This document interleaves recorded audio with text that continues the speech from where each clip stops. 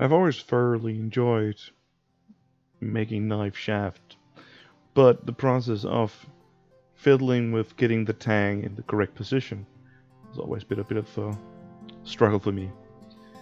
So here I'll show a simple trick I use to alleviate some of the precision needed when shafting a knife. Though the hulk, the first part, the one that you'll see on top, still has to be nice and tight and precise, the rest of it you can actually skip some steps. If you want to skip in the video away from watching the horn being shaped into a correct manner, you can just go to the link in the description or the timestamp in the video. I always like using horn on the top. So bull's horn is just nice, dark material, and often I'll use a lighter wood so it's a nice contrast. As you can see, it's a constant dance of fiddling with the fit. I also like using horn because it's easy to shape with a file, so you don't have to work as much as with brass. Brass can be quite hard for that. And now that we have our final fit, we can move on to fitting it to the wood. Now this is a knife ordered by a friend, and he wanted one solid piece of wood. And you can do that with the traditional slow method, but I wanted to try this method as well, which is basically just drilling a series of holes down and then using this lazy trick, which is you glue leather to either side so it actually fits the hole. The drill is the size of the tang, and then the leather strips will take up the rest of the space to make it more cylindrical, make it more round. So after having added both leather on both sides, it has a nice snug fit, and now all it needs is just some epoxy and it'll be perfect. So I mix up the epoxy. As a chemist, I love I love mixing epoxy, although I always forget to wear my gloves when I do it on video. It's just a case of letting it harden,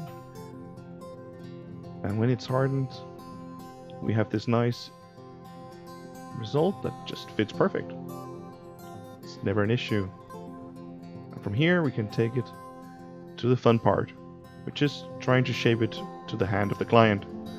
Now, my good friend who ordered this knife has a larger hand than me, so I use my own hand to find an uncomfortable grip for myself so it'll be comfortable for him.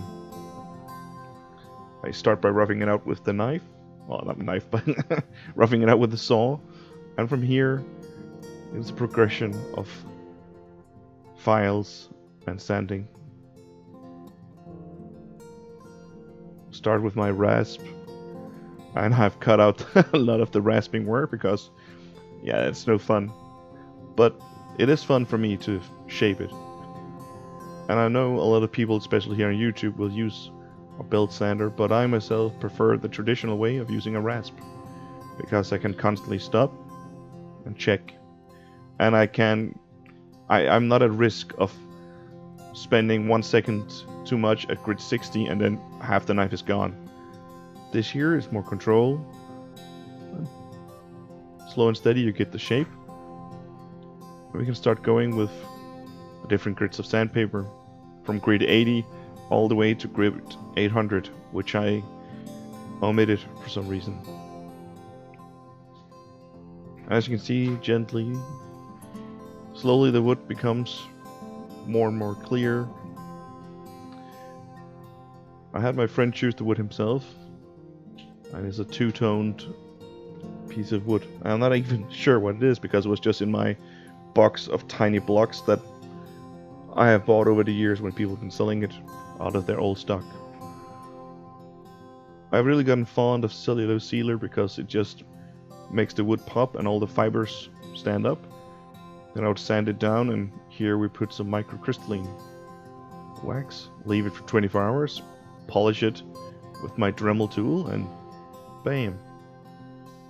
A nice knife that fits uncomfortably in my hand, but luckily it fits comfortable in my friend's hand.